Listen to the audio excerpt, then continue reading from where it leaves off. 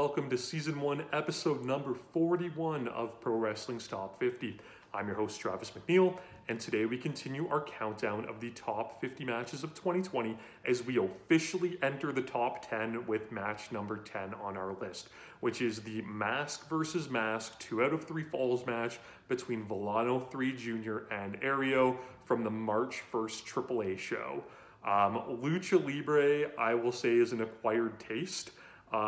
There are like any wrestling, there's tons of different styles of lucha. There's the mat work, there's the high flying dive spectacular, there's the bloody brawls, and there's the historical character work. So Lucha Libre is this big hodgepodge of different styles within its own unique style.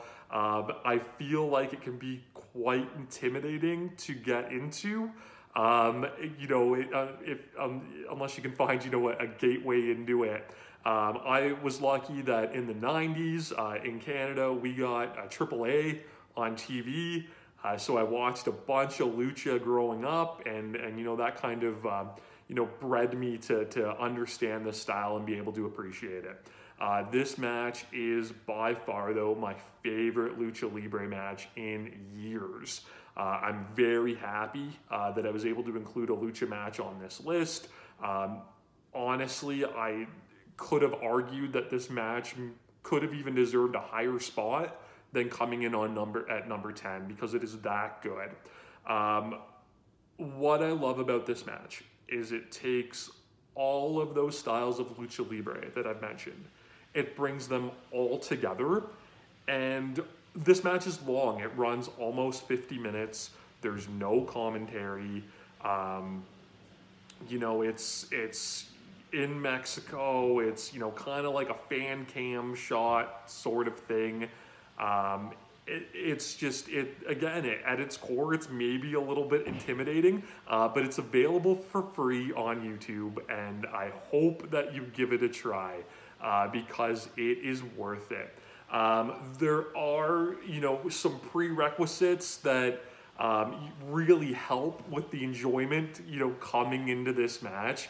If you know who Villano 3's Jr.'s father is, Villano 3, and if you've seen the Mask versus Mask match that he has from March of 2000 against Atlantis, where he loses his match, or it loses his mask rather. If you haven't seen that match, it is one of the best lucha matches of all time, in my opinion. It's so hot, it's super bloody, it is amazing. If you can find it online, watch it even before you watch this match, because you'll notice that they do lots of callbacks in this match, 20 years later, to that original match, and the first callback is in the first fall. So they start out, traditionally lucha matches will start with that opening mat work as these two rivals kind of try to prove who the best wrestler is out of the two. They do that here. They do a lot of cool stuff. They do like a frog headstand spot, which I love. They do a good roll-up sequence, but finally Aereo is the first guy to kind of break from that. He hits 2 tilt-a-whirl back breakers in a row, and then he locks in La Atlantida, which is Atlantis' finishing move. It's how he beat Villano 3 to take his mask 20 years prior, and this guy does it on his son and makes him submit for the first fall, and it's so good. And that leads into a second fall where Villano comes out hot, right? He feels disrespected, he's insulted, he tries to go after Aereo's mask unsuccessfully, and Aereo again just stays a step ahead and keeps dominating him.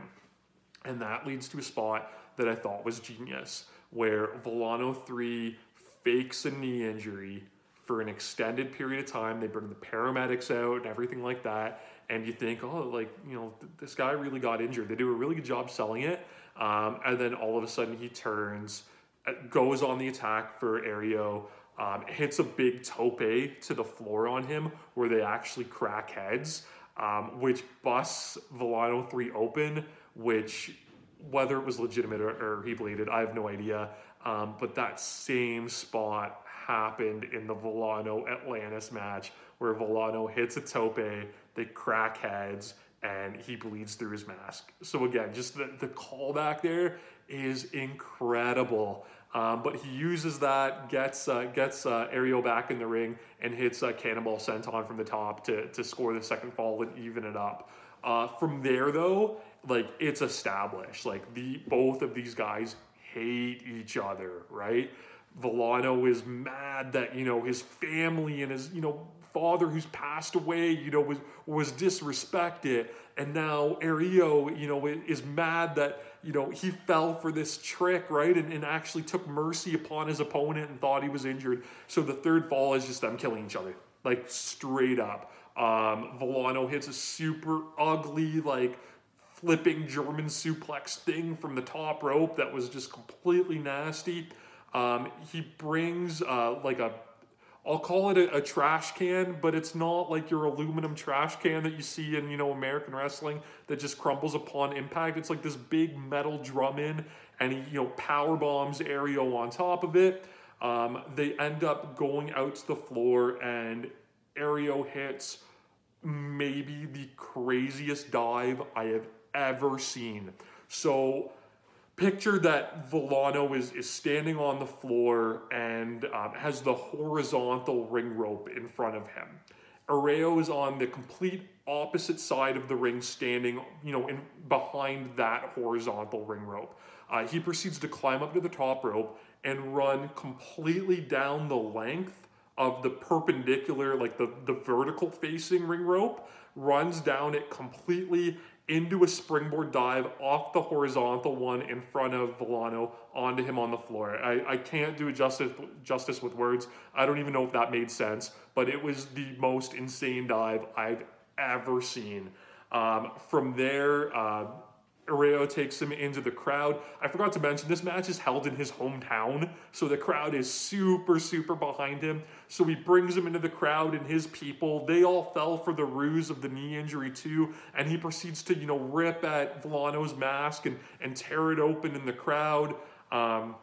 There's a spot where they're kind of fighting on like a small little balcony, and Aereo gives him a hip toss off the balcony through a bunch of chairs. And then he decides to just outdo himself from the first dive. If you've seen a lot of AAA, you know there's like a big lighting rig that they have around the ring. And, you know, Aero Stars dove off the thing before. But Aereo, he climbs up this huge lighting rig and actually hits a flip dive off the top of it to the floor that was just so high up. It was completely insane.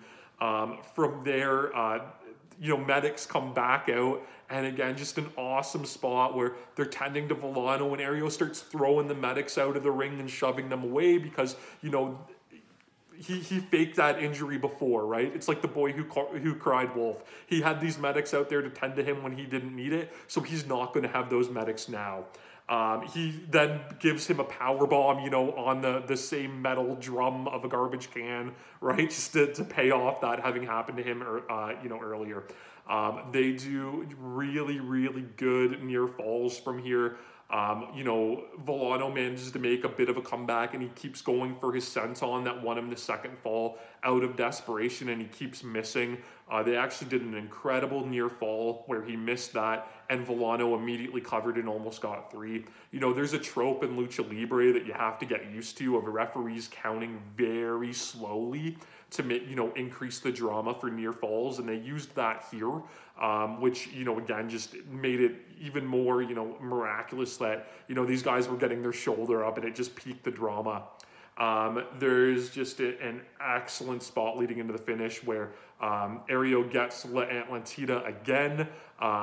Villano is able to grab the ropes, and both of these guys have seconds at ringside, which is traditional in a mask versus mask match. And Villano's second is Reyes Scorpion Jr., who's just, you know, an old-timey, like, been around for forever, just, you know, dastardly heel. And he actually hands Villano a beer bottle. Aereo ends up grabbing it from his hands and hits it over Villano's head, leaving him for dead. That should have been the finish.